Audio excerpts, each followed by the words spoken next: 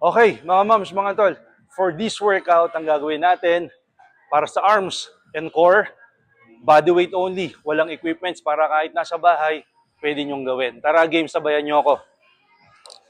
First workout natin, ang tawag dito is inchworm. Okay, so gagapang lang po kayo, like this. Okay, then stand up 10 times. 1, 2,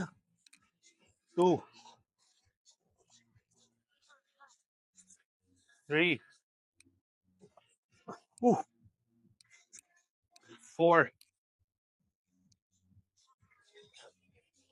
5,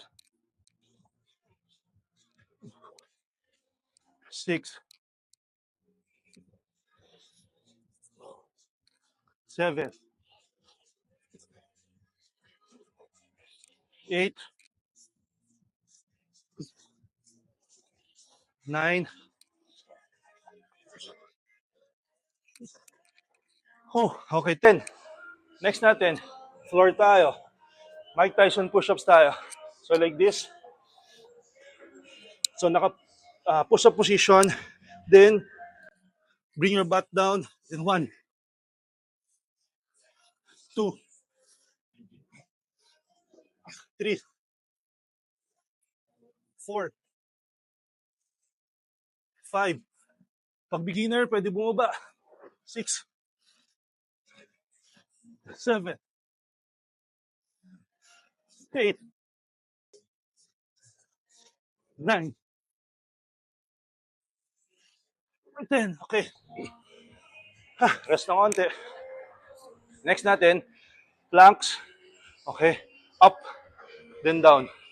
Up, then down. Okay, so like this. 5 sa left, 5 sa right. So plank. 1, 2, 3, 4,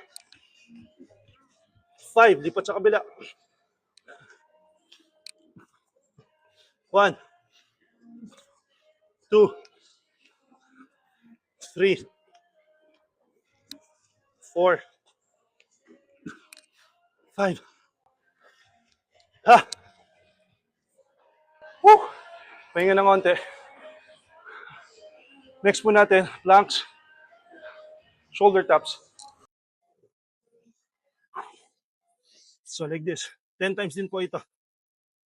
1, 2, 3, 4, 5, 6, 7, 8, 9, 10.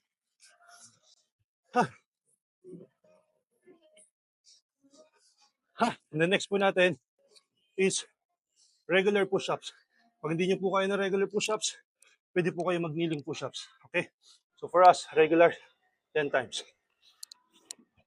1, 2, 3, 4, 5, 6, 7, 8, 9. Ah! So yun po, 5 exercise para sa arms and para sa core natin. Okay, so take the 10 times po yan. 1 minute rest, then gawa pa po kayo ng isang round or 2 round. So yun po, I hope na gustuhan niyo itong workout na to. Thank you for watching and see you on the next video.